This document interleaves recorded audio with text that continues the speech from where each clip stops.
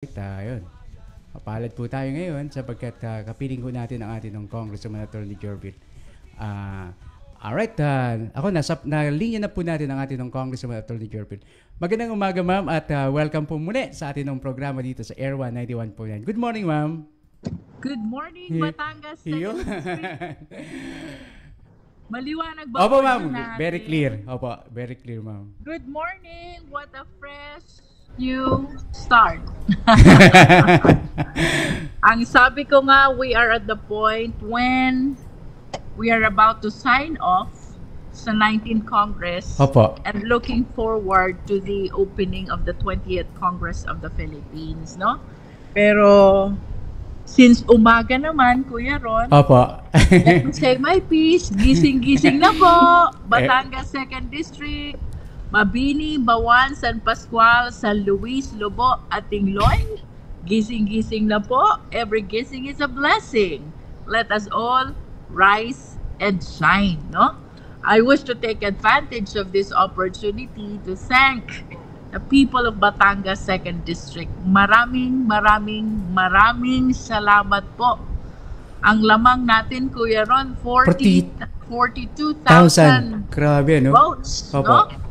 42,000 votes, and this is really very meaningful to me because even in Bawan, Panalo? Panalo tayo ng ating mga kababayan. Grabe. Suffice it to say, in the 6 municipalities of Batangas 2nd District, ang taong bayan nanindigan, P-Trix ang congresswoman. Maraming salamat po. And certainly, the list I can say, lalo ko pong gagalingan, lalo ko pong sisipagan ang ating serbisyo para sa lahat ng ating mga kababayan sa Batangas 2nd District, no? By the way, Kuya Ron, we are preparing for our back-to-back oath-taking, no? Kaya back-to-back kasi magkasabay na ang oath-taking ni John Lloyd at Iyo! Very good, ano po ma'am? No po. Diba? Tayo po ay magsasagawa ng pasasalamat kasabay ng ating panunumpa sa tungkulin. Ang inyong pong lingkod bilang Congresswoman ng Batangas 2nd District sa pangalawang termino sa ating 20th Congress, ang atin pong Mayor Beatrix bilang Mayor ng Bayan ng Mabini, no? Ito po'y aming isinasagawa bilang handog pasasalamat sa lahat ng mga leaders at supporters ng Team Beatrix, no? I was discussing it with my husband, Kuya Ron, sabi ko, pwede namang in private lang ang panunumpa, no? But the reason why we are doing this, we are welcoming everyone to join in our oath-taking ceremony at pasasalamat ay sapagkat ito po ang aming paraan upang bigyan ng pagkilala ang mga taong naninindigan para sa P-Trix, no? Ito pong ating pasasalamat at panunumpa sa tungkulin ay isinasagawa upang bigyang daan ang pagkilala sa lahat ng finest leaders, sitio leaders, supporters ng Congresswoman P-Trix at ni Mayor P-Trix. And everybody is invited, no? Sa lahat po ng ating mga nakatuwang panahon ng kampanya, mga kandidato nating mayor, vice mayor, konsihal ng bayan, pinalad man or papalarin pa. Ay sana po kami inyong masamahan sapagkat ito pong ating tagumpay na ito, as I always say, tagumpay nating lahat. No? Ang tagumpay ni Beatrix ay tagumpay nating lahat. Sa mga taga-Bawan, na naghihintay ng pangako ni Beatrix, ito po'y utay ko nang tinutupad, no? Ako hindi nakakalimot, ha? Ito'y usapan natin sa ating mga finest leaders ng Bawan. At alam na nila to, utay-utay na pong tinutupad ni Beatrix ang pangako sa ating mga kababayan sa Bawan. Looking back kasi, Kuya Ron, alam naman nating lahat na ang naging pinaka-challenging na bayan sa atin Bawan. ay ang bayan ng Bawan. Pero during the campaign, palagi kong sinasabi sa taga-Bawan na hindi sapat na ang pipiliin mo ay iyong kababayan kung hindi mo naman nararamdaman. Hindi po. Ihamak na mas maigi pa ang taga-kabilang bayan kung labis namang nagmamahal at yumayakap sa taga-bayan ng Bawan. Etong bayan ng Bawan for the longest time ay matagal kong dinadasal, matagal kong pinagsisikapan upang tayo matanggap at paniwalaan. At ito pong naganap na eleksyon ang nagpapatotoo, maging ang taga-Bawan naninindigan. Beatrix ang karapat-dapat na congresswoman, no? Salamat sa 5 bayan. Mabini, ang aking hometown. Lubo, ang bayan na pinagmula ng aking ina. San Pascual, San Luis, Tingloy. Kasi simula pa nung una nating laban, hanggang dito sa ating pangalawang laban, matibay na naninindigan, Beatrix ang congresswoman. Muli niyo pong pinatunayan sa ating pangalawang laban ang paninindigan ninyo para kay Beatrix. But what makes the second term so special? Pati po sa bayan ng Bawan, Beatrix ang pinapanalong congresswoman. No? I am not very particular about the number, pero I recall parang around 2,500 votes ang naging panalo natin sa bayan ng Bawan. At ito po'y labis kong ipinagpapasalamat sa taga-Bawan. Because you know the situation of Beatrix in Bawan. Parang lahat na lang yata ng challenges naroon na sa Bawan. No? Araw-araw. But nevertheless, one thing I am certain about, pagdating sa taong bayan, ang lakas ni Beatrix nananahan. Siguro, Kuya Ron, the proper statement should be, walang nagbabago, no? The strength of Beatrix as congresswoman rests upon the people of Batangas 2nd District. Nung una, wala pa tayong kakamping mga incumbent, pinapanalo tayo ng taong bayan. Yun nga po eh. Ngayon, may mga kakampi tayong incumbent, pero nanaig pa rin ang lakas ng taong bayan sa laban ni Beatrix for Congresswoman. And ito naman talaga ang ating paniniwala, the supremacy of the people. Kapag tao ang nanindigan, walang makakapigil. Beatrix ang congresswoman, no? I wish to say a special message to my kababayan in Mabini. Maraming salamat po sa inyong muling pagbubukas ng pintuan para sa nag-iisang John Lloyd sa buhay ng congresswoman. I am excited already sapagkat magagawa ko ng maayos lahat ng aking pangarap para sa aking sariling bayan. Oo nga po. Dahil katawang ko na ang uupong mayor ng bayan ng Mabini. No? Ultimately, Kuya Ron, sa lahat ng ating mga kababayan, Mabini, Bawan, San Pascual, San Luis, Lubo, at Tingloy. Maraming salamat po. Utang na loob ko sa inyo ang aking pananatiling congresswoman sa ilalim na ika-20 Kongreso ng Pilipinas as representative ng Batangas 2nd District. Kuya Ron? Ma'am, kamusta na po kayo after election? During the campaign, ma'am, are you bothered or somewhat bothered by, ang dami po kasi no? Mga fake news, Ang daming demolism. Ang dami, no? Grabe. Halos araw-araw po talagang, sabi ko, bira ng bira, no? Bugbog na bugbog ang ating congresswoman. Paano po ang ginawa nyo, ma'am, na doon?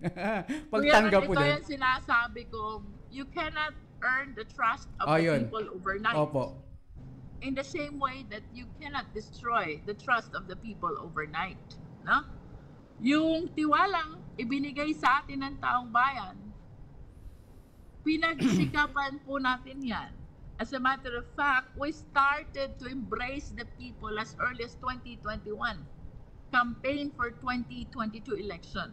And right after winning in the last 2022 election, hindi na po tayo tumigil. Rain or shine, patay o buhay, mahirap o mayaman, andyan si Beatrix upang makasama ang ating mga kababayan. No? At I think yung pagsisikap ni Beatrix na nakita ng taong bayan, ito ang nagpatibay sa ating laban. No? Bagaman marami tayong hinarap na challenges dito sa ating pangalawang laban, it only gives reality to what I said earlier. You cannot earn the trust of the people overnight in the same way that you cannot destroy the trust of the people overnight. Yung tiwala ng tao na nakamit ni Beatrix sa loob ng 3 o 4 na taong pagsisikap ay hindi kayang sirain ng paninira ng dahil lamang sa panahon ng kampanya. No? Even national politics transcend in the local. Kaya nakakakaba rin during that time, sabi ko, pero sabi ko, manalig lang tayo sa wisdom ng ating Congresswoman Attorney. She knows what she's doing. Even national politics transcended it. No? I saw national personalities in social media, no, na nasa kabilang ibayo ng posisyon na ating tinindigan. Apo. No? People like Attorney Tepaso, Attorney Roque, and ultimately, I think 3 days before election, si Vice President Duterte mismo ang dumating Opo. sa ating distrito. Well, apparently, in summary, they are pronouncing the candidacy of our opponent and they are denouncing the candidacy of Beatrix. No? Yun ang summary doon. Idiniti nila ang ating katunggali. Habang pilit nilang dikdikin ang laban ni Beatrix. No? Pero dito ko po napatunayan kung gaano katibay ang paninigin.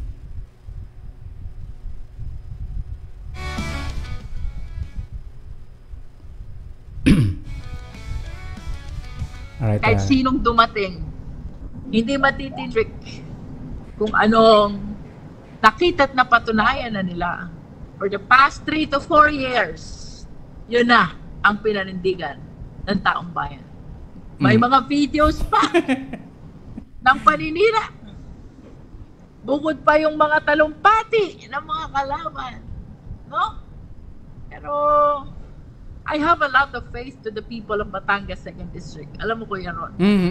Ang mga taga 2nd District ay matatalino. Yun. Ang mga taga 2nd District ay may prinsipyo. No? Kung anong nakita nila at pinaniwalaan for the past 3 to 4 years, ating nasaksihan, matibay na pinanindigan ng taong bayan. Kahit ano pa ang paninira na ginawa ng ating mga kalaban. Kahit sino pa ang magsalita at dumating upang tayo siraan, ang taong bayan hindi nagpatinag. Beatrix ang congresswoman. Kuya Ron? At siguro po, isang bagay rin po na naig rin talaga yung ugali po ng Batanggenyo na hindi po pwedeng diktahan yan eh. Totoo mo no?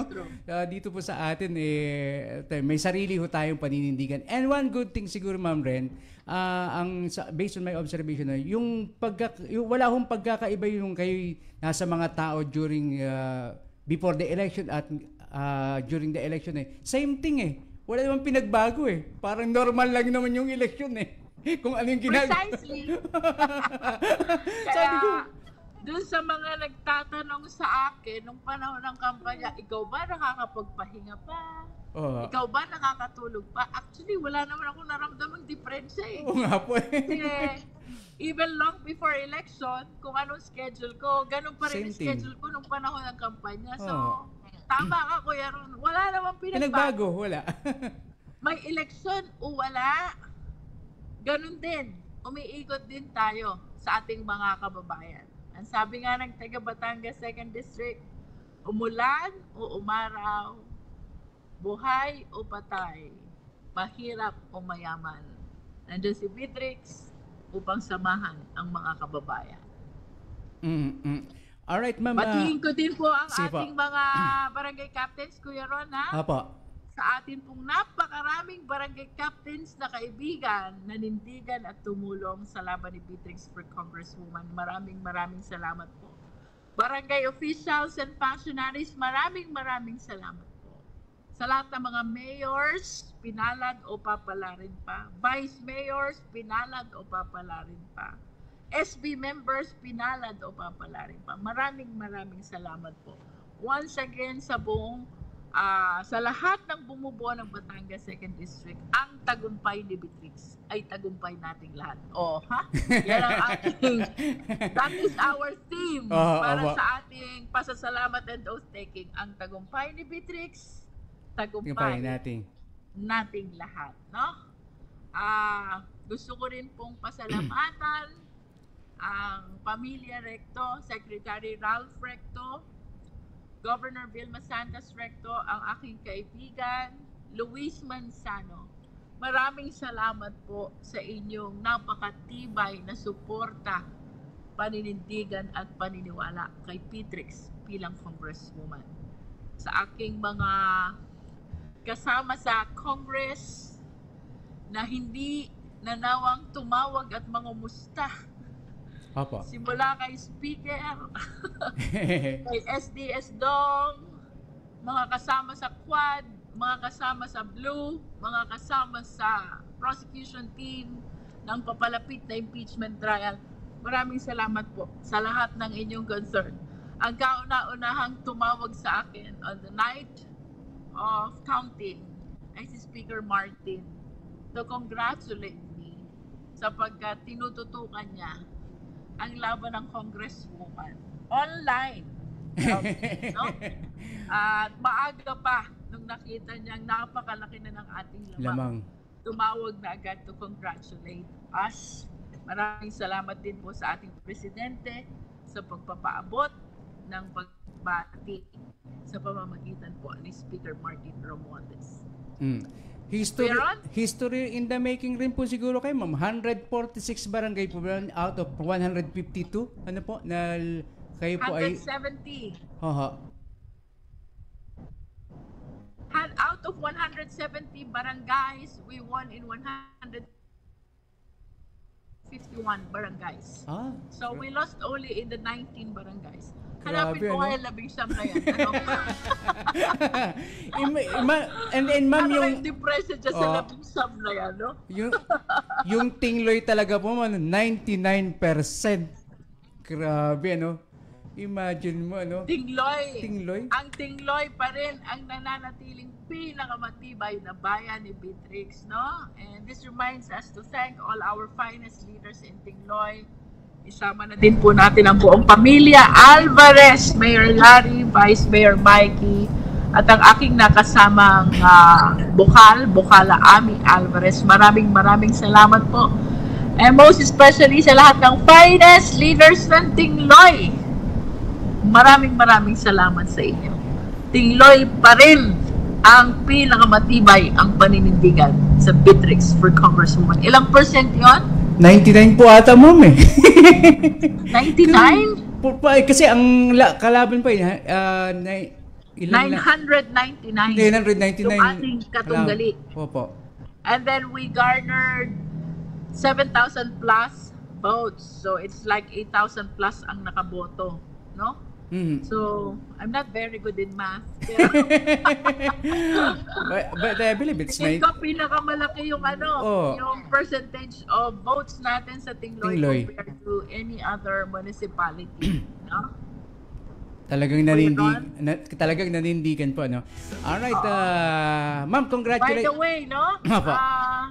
Since it is the mandate of the people na kailangan natin sundin, ay binabati po natin lahat ng mga nagtagumpay sa nagdaang halalan, Mayor, Vice Mayor, SB members. Congratulations po sa inyong lahat. And I hope we find the reason to work together for the best interest and welfare of the people of Batangas 2nd District. No? Mhm. Party affiliation should be secondary only. What should be primary is the service to the sovereign people. No? Mhm. After all, at the end of the day, ang mandato po natin ang gagaling sa tao. Magkakaiba man ng galingan, we are bound to serve the people. So I hope we find the reason to work together for the betterment of public service in the interest of the people of Batangas 2nd District and the Filipino people in general. Mhm. Ma'am, congratulations rin po sa sa Resplendor, malaking pork bridge. Ang ganda ng tulay doon, Talagang Ang maganda, mas maganda yung picture naming tatlo. Ang galing. Kita mo naman yung dalawang kapitan, cowboy na cowboy, ha? Opo. Batiin natin, Pangulong Ber Castor ng Malaking Puok Mhm. at Pangulong Francis Marquez ng Resplendor, no? Sobrang gusto ko yung picture naming tatlo, yung jump shot naming tatlo. Opo. Kasi it is indeed a dream come true. 70. Dahil for the longest time, sinasabi ng taga San Pascual, since time immemorial, Hindi pa nagagawa. ay pinapangarap ng tulay na magdudugtong sa Resplendor at sa Malaking Puok. And it took them so many years. Decades. Until dumating si Beatrix. At sa panahon pala ni Beatrix, magkakaroon ng katuparan ang matagal ng pinapangarap na tulay ng bayan ng San Pascual. So, I hope that this will be a reminder of the undying love and commitment of the Congresswoman for the people of San Pascual. Ay, meron tayong upcoming event. Opo. Yung barangay hall na Mala Munisipyo. Sa Matatagpuan yan sa Barangay Laurel. Laurel, oo. Bayan din ng San Pascual. Kay Pangulong Levi Cepillo ay mag-i-inaugurate din po. I believe this will be this coming Saturday. Congratulations to the people of Barangay Laurel. Most especially to Pangulong Levi at sa bumubuo ng sangguniang barangay, including functionaries and volunteers. Kasi kung hindi ako nagkakamali, baka kayo ang may pinakamalaking barangay hall sa buong Batangas 2nd District. Silent lang talaga. Come and visit, Kuya Ron. Opo, pupunta po ako doon, ma'am. Dahil baka isipin mo, munisipyo ba to? Ang galing, Hindi sa munisipyo. Barangay hall sa ng Laurel. Sabi Kasi ko, ang ating Pangulo ng Barangay Laurel is also a visionary man. Napakalayo ng kanyang pangarap para sa kanyang barangay. And of course, he wants to bring the best for the people of Laurel. Kaya sa barangay hall pa lang, champion na ang Barangay Laurel. No? Congratulations to the people of Barangay Laurel, Municipality of San Pascual. I will be joining you in the inauguration and blessing of the new Barangay Hall of Laurel, San Pascual. Sabi nga po ay silent lang si Beatrix pero madaming ginagawa niya. Definitely. Ang daming ginagawa niya, hindi nyo lang alam ano.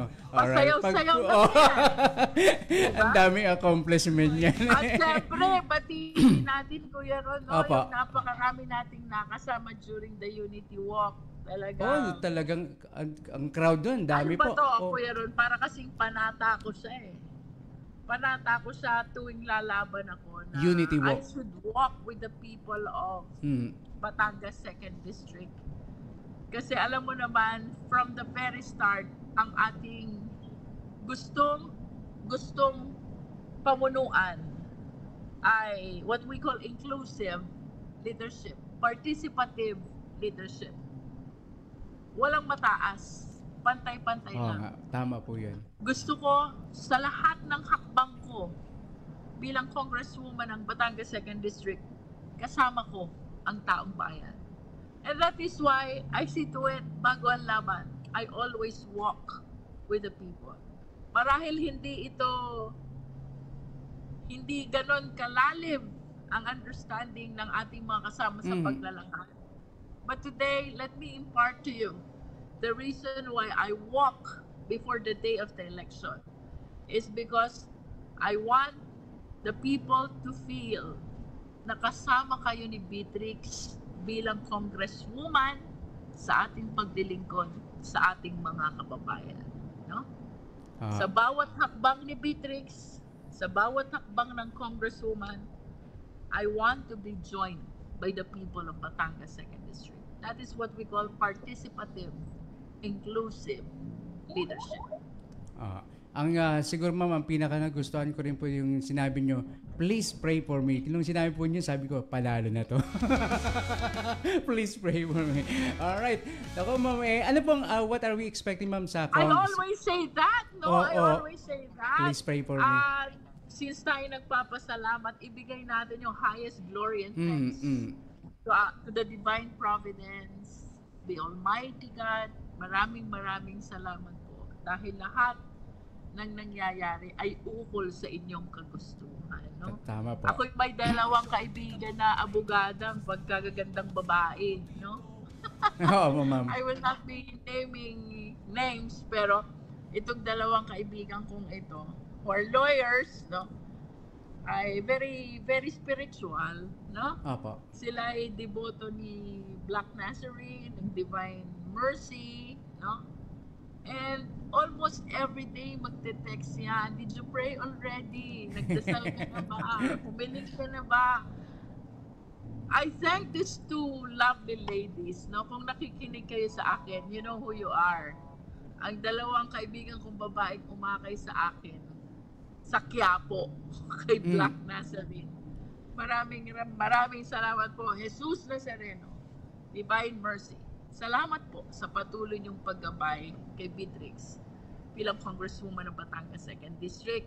Sa patuloy niyong paggabay sa aking asawa na ngayon ay upong mayor ng bayan ng Mabini.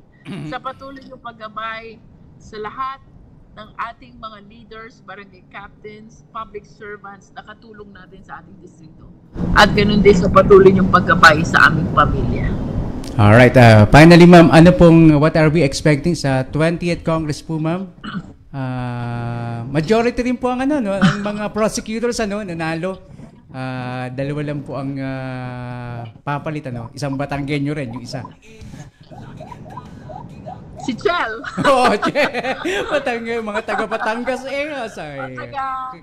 taga-Taal siya, pero kamag-anak siya ng maraming taga San Luis. Si Attorney Chel Jokno. Natutuwa nga ako kasi si Attorney Chel, nag-aaral pa lang ako, Attorney Chel Jokno na yun. Reviewer namin siya sa bar. Tapos, lecturer namin yun sa MCLE, yung Mandatory Continuing Legal Education.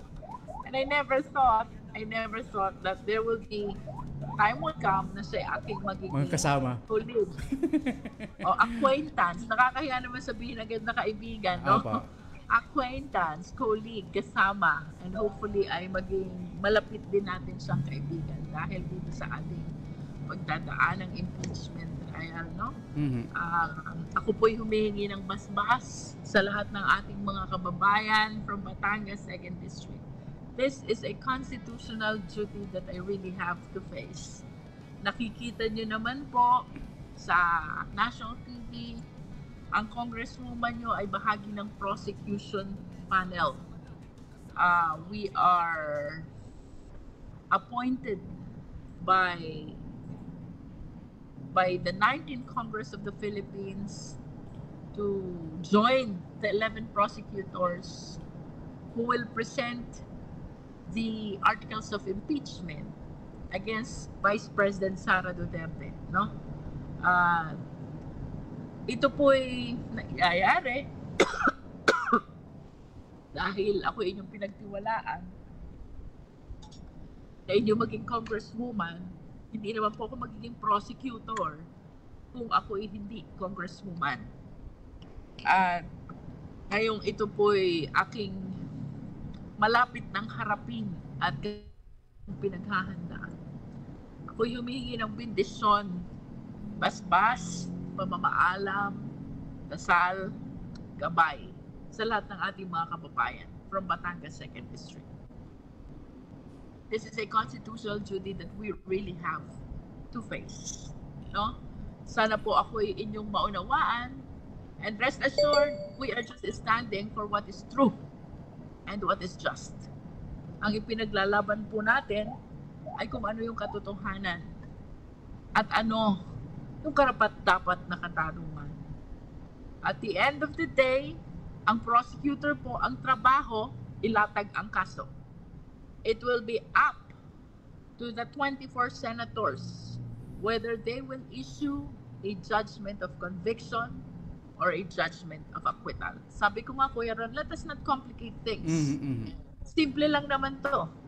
Lalatag ang prosecutor ng ebidensya, lalatag ang defense counsel ng depensa, and after the conclusion of the trial, the 24 senators have to decide. Dalawa lang ang pagpipilian, convicted or acquittal. Yun lang. And no one can stop the impeachment process anymore because it is only the lower house, the House of Representatives, which has the exclusive power to initiate. Wala nang iba. And it is only the Senate which has the exclusive power to try and decide a case. Wala na ring iba.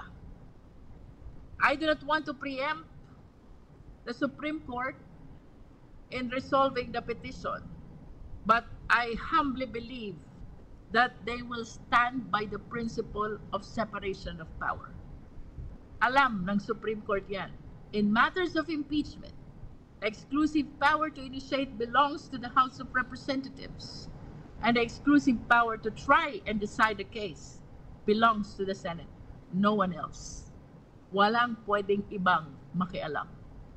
Kuya Ron, ayun, malinaw po ang akin pong paghingi ng basbas, wala na po tayong oras. dasal, pahintulot at gabay from the people of Batangas 2nd District. Rest assured, your Congresswoman will be standing only for what is true and what is just. Hindi po tayo magpapagamit sa anumang kasinungalingan sapagkat ang paninindigan lang natin ay para sa katotohanan at katarungan. We stand for the best interest of the Filipino people. What we are talking about here is not only the interest of the people of Batangas 2nd District. What we are talking about here is the interest of all the Filipino people. Alright, ma'am. Very well said, ma'am. Maraming salamat po, ma'am. Wala na po tayong oras sa message po natin sa mga kababayan po natin na ngayon po, for sure, ang dami pong nanonood at nakikinig po sa inyong muling pagbabalik dito sa ating pong programa sa radio at sa online. Ay siguro ay nagulat ang ating mga kasama. Hindi nila alam na susulpot ako ngayon. No? Opo, ma'am. Sa radyo, but I will try to be to join the program regularly. So sa lahat po na ating mga kababayan, see you all on June 30 sa ating pong pasasalamat at panunumpa sa tungkulin ni Mayor Petrix at ni Congresswoman Petrix. Gaganapin po dyan sa bayan ng Mabini. Everybody is invited. lalo na ang mga mansanas. Pwede ba ang bayabas dun, ma'am? At syempre po, see you all on Wednesday sa ating pagpapatuloy. Tama ba, Wednesday? Ang June 30 po? Sunod? No, I mean... Wednesday po. Opo. Wednesday, ma'am. Monday, Wednesday, and See you all Friday po on tayo. Wednesday, 9 a.m. sa pagpapatuloy po ng programang Larga Batangas 2nd District. Dapat ito season 2. Ang ganda eh. Maraming salamat po. Mabini, Bawan, San Pascual, San Luis Lobo at Tigloy. Tuloy ang paglarga. Alright, thank you very much, ma'am. Alright, there you have it. Ang ating Congresswoman Attorney Jervil. Napakaganda ng ating pong naging simula ng ating linggo. Monday program with our Congresswoman Attorney Jervil Jinky Beatrix Luistro. No one else. Alright, nako sa overtime na po tayo, no? At yan, mahalaga po yun na marinig po natin ang ating ng Congresswoman Attorney Jervil, no? Yung kanya pong mga wisdom, yung kanya pong of course pakikipag-usap sa atin ng mga mamamayan.